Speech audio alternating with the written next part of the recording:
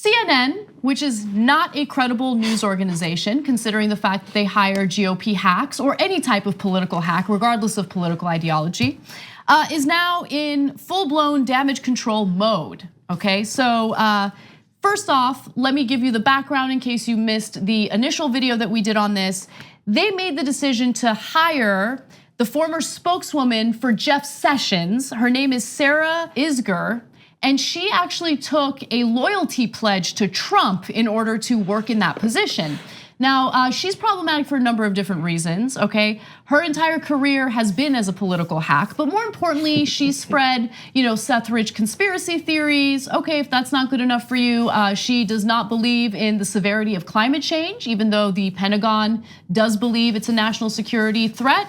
And she also has shared doctored photos to smear Planned Parenthood. So she's not like the typical, hey, I'm a conservative, but I'm a reasonable person who just disagrees with those on the left. She is, part of the problem in the country right now, okay? And CNN decides, you know what? We're not gonna hire her as a contributor. We're gonna go ahead and hire her as an editor who has editorial say over the election, the upcoming election in 2020. So as you can understand, many people, myself included, are upset about this because there are plenty of trained journalists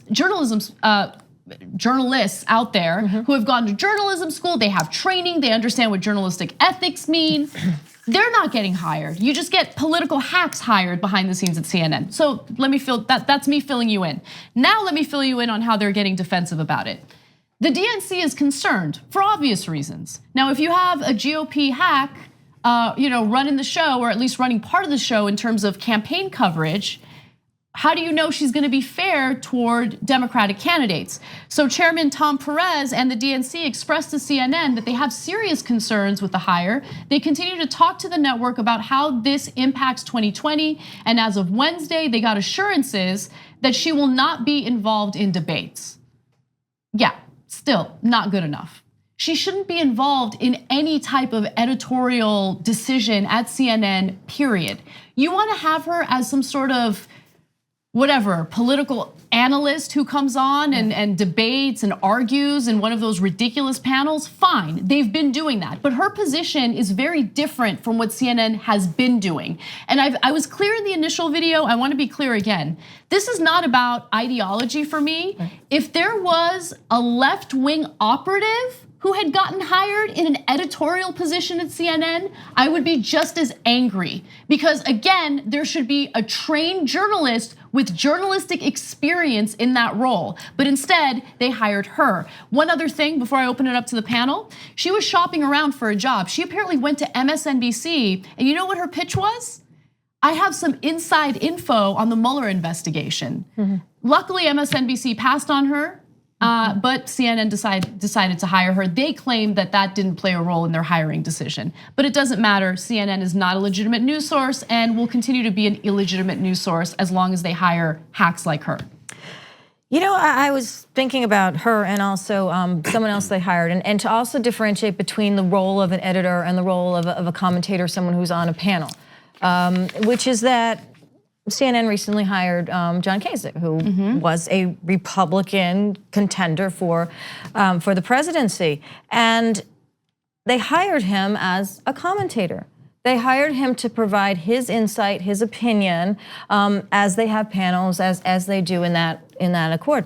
With respect to her, hiring her as an editor actually does give her influence to shape the direction of the stories, to shape who comes in and makes the comments, to who comes in and is on those panels and so forth. And that's a very different role. To all of your points about CNN making that choice, they could have chosen her and hired her and paid her to be a commentator. But they didn't want every that. day. And I don't. Right. And look, the reason why I take this so seriously is because now more than ever, it's so important to just remember, and look, we make mistakes, I make mistakes, and especially after the 2016 election, I really had to sit down and think about integrity, right? And there were things that I wasn't proud of, and I told myself from this moment moving forward, I'm gonna think about what I've learned about ethics and integrity, because it's not about me, it's about the country, it's about the audience, it's about making sure you do right by them.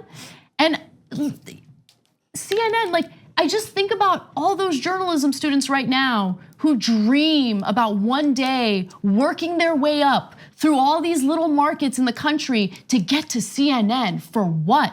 CNN's gonna turn their back on you. In fact, they're already turning their backs on you because they don't want trained journalists. They want political hacks, they want political operatives. I don't know what the reasoning is behind this. I don't know if it's because they want Trump to lay off of them.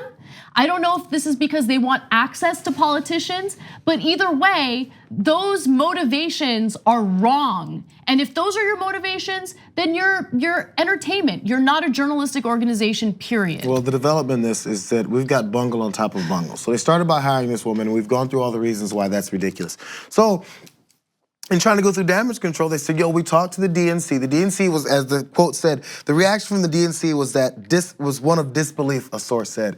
So folks in the DNC, the Democratic National Committee, right? So now they're gonna go to CNN and say, how dare you hire this woman to be part of your editorial team?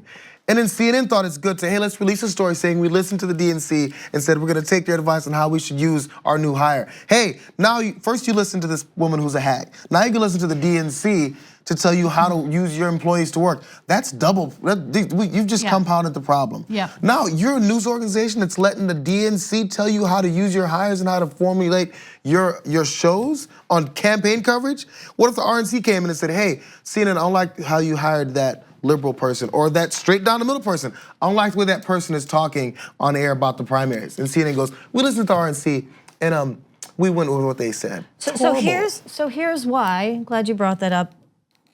CNN or a news organization or a entertainment organization makes these decisions, right? They're getting paid effectively by advertising dollars, right? So it's not even so much, although it's connected to the number of viewers you get in, the ratings you get, when you get them, who you're competing against. And then the upside of that to an organization like CNN or any large media organization is that you also get companies to pay you and to advertise during the commercial space that you have. And if you can help both sides, if you can say, all right, well, we'll hire you someone who's on the sort of right, let's say, a Republican hack, or we'll also listen to the DNC, and effectively just in that, and that's why that decision can happen, we effectively can make advertisers on both sides potentially happy, and that is a win. For the organization. I'm sure. That's the goal. Money always plays a role, right? But I wanna clarify what I mean by political hack, because I don't want anyone to misinterpret me as saying that someone who has political opinions or has worked in politics should never, under any circumstance, make a transition to the media or make a transition to being a journalist. That does happen. It happens all the time, right?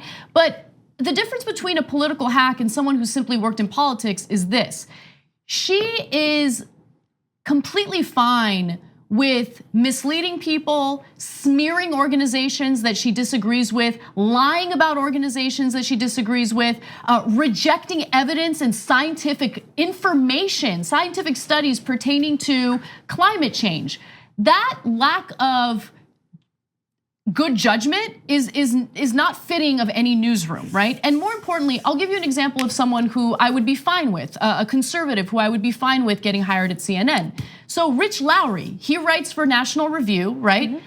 He is a rational conservative. I disagree with him on a lot of things, right? But he is not the kind of person who goes out of his way to smear people or lie about. He doesn't make things up. He doesn't spread conspiracy theories. And so if you want to have a conservative perspective represented in your network, cool, right? I'm not going to be upset about that. But when it comes to Sarah Isgur, she is, you know, a component of a big problem we have in the country right now, where people are just straight up dishonest about the side they disagree with. And you can't have someone like that make editorial decisions. By the way, Jeff Zucker, a clown, decided to try to defend this hiring decision. And he was like, oh no, don't worry, don't worry. He was trying to downplay what her role is. She has an editorial role, homeboy, let's keep it real. But he says, I won't rule out her writing articles. I actually tweeted that if you want to check out that article for yourselves. No, you won't rule out her writing articles for CNN? No, but that's part of the problem. You know, she is a political hack.